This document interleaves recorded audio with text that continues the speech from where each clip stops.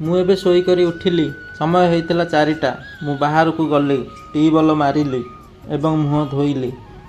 ମୁଁ ମୋ ଘର ମଣିକୁ ଡାକିଲି, ସେ ଉଠିଲେ, ପାଣିରେ ମୁହଁ ଧୋଇଲେ।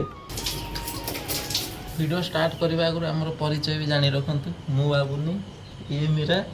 କାମ କରୁ ଆମେ ଦହିବରା ପାଇଁ ବହୁତ କିଛି କାମ କରିବାର ଅଛି ସକାଳୁ। ତ ଏବେ ଦେଖନ୍ତୁ ଆମେ କି କାମ କରୁଛୁ। ସାଙ୍ଗମାନେ ଆମର ତ ସକାଳୁ ଟିକେ କାମ ହେଉଛି ଆଳୁ ଛଡ଼େଇବା, ବରା ପାଣିରେ ଭିଜେଇବା। ତ ଏବେ ସାଙ୍ଗମାନେ ଦେଖନ୍ତୁ ମୁଁ ଏତିକି ଆଳୁ ବି ଛେଲିଦେଲି। ତ ଚାଲନ୍ତୁ ଆଗକୁ ଦେଖିବା କ'ଣ କ'ଣ ହେଉଛି। ଏବେ ପହଁରା ଝାଡ଼ୁ ଆଣିଲି, ଚୁଲି ପହଁରିଲି, ଦାଣ୍ଡ ପହଁରିଲି, ମଟର ହାଣ୍ଡି ଆଣିଲି। ସାଙ୍ଗମାନେ ମୁଁ ଏବେ କାଠ ଲଗେଇଲି, ଜରି ପକେଇଲି ଏବଂ ଅଗ୍ନି ସ୍ଥାପନ କଲି। ସାଙ୍ଗମାନେ ମୋ ଟଲିରୁ ବର୍ଷା ପାଣି ସଫା କରୁଛି, ଗାମୁଛାରେ ପୋଛିଲି।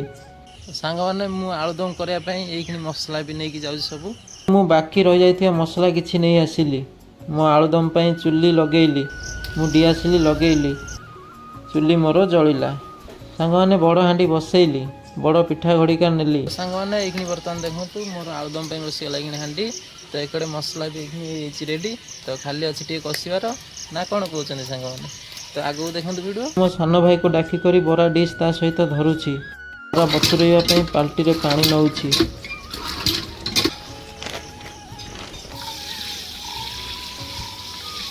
ମୁଁ ଲୁଣ ପକେଇଲି, ବରାକୁ ଗୋଳେଇଲି।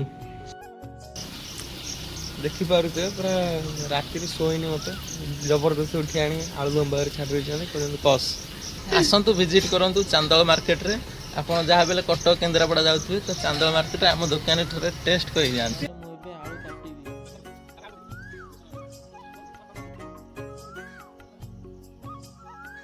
ଆଳୁ କଟା ଏବେ ସରିଗଲା। ଭାଇର ମସଲା କଷା ବି ଏବେ ସରିଗଲା। ସାଙ୍ଗମାନେ ଘୁଗୁନି ଆଳୁଦମ ଆଉ 20 ମିନିଟ୍ ଲାଗିବ। ମୁଁ ଗାଧେଇକି ଆସିଲି, ମୋ ଲକି ଡ୍ରେସ୍କୁ ମୁଁ ପିନ୍ଧିଦେଲି। ତ ସାଙ୍ଗମାନେ ଏବେ ଦେଖନ୍ତୁ ଆମର ତ ଏଇଖିଣି ବେପାରକୁ ଯିବାକୁ ପୁରା ପ୍ରସ୍ତୁତ। ଆଉ ଆଜିର ବ୍ଲଗ୍ ତ ଏତିକି ହେଲା କି, ପୁଣି ଦେଖା ହେବା ଗୋଟେ ନେକ୍ସଟ ବ୍ଲଗ୍ରେ। ଏ ବ୍ଲଗ୍ ଯଦି ଭଲ ହେଇଥିବ ତାହେଲେ ଆମ ଚ୍ୟାନେଲକୁ ସବସ୍କ୍ରାଇବ୍ କରିବେ।